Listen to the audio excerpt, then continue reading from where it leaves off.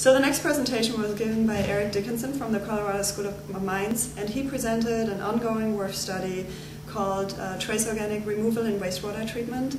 That is, it's a larger group of researchers, a very diverse group, led by Carollo engineers, so Andy and I work on that, as well as Colorado School of Mines, Southern Nevada Water Authority, Clark County, and the University of Cincinnati. And the focus of that research project is to help utilities get an idea, help them to assess how well secondary treatment actually works for the removal of trace organics.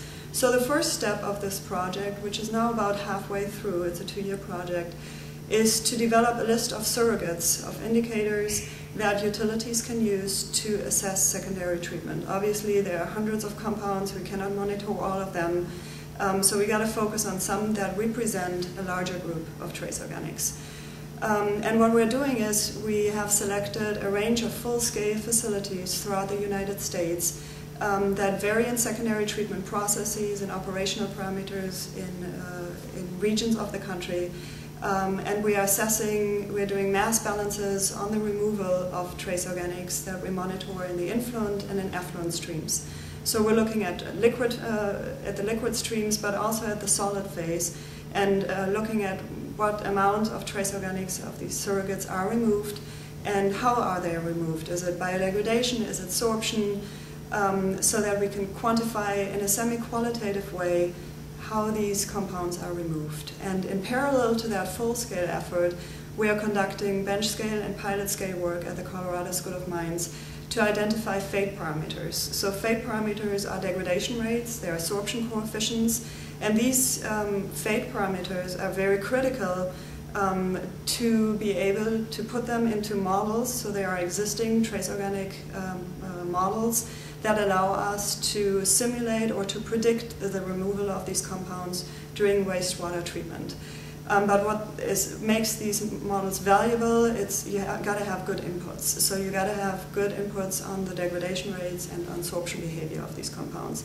And so this is what we are studying under different conditions: aerobic, anoxic, high SRT, low SRT, and so on, to substantiate what we already know about the influence of operational parameters in a quantitative way.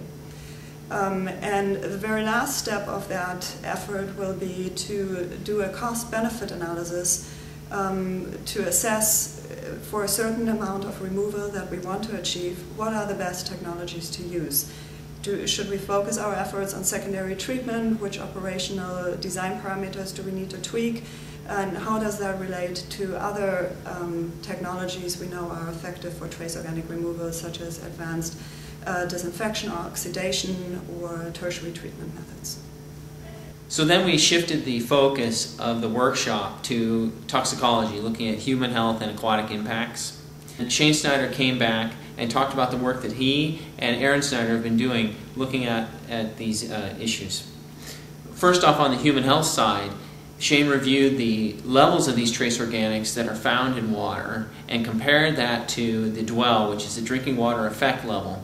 And in some cases, you would have to drink hundreds of thousands of gallons of water to be equivalent to, say, one prescriptive dose of one of these trace organics. So it put things in some perspective.